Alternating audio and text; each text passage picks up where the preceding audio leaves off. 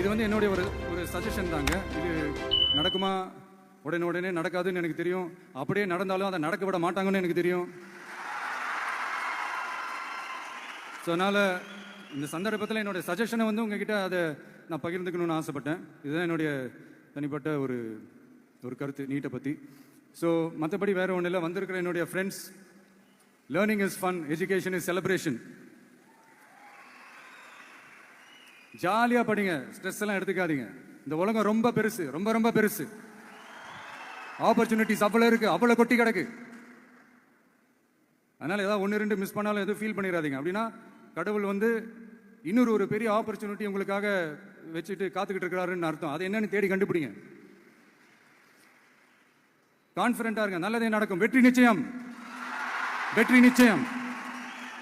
மீண்டும் சந்திக்கும் வரை நன்றி, வணக்கம்.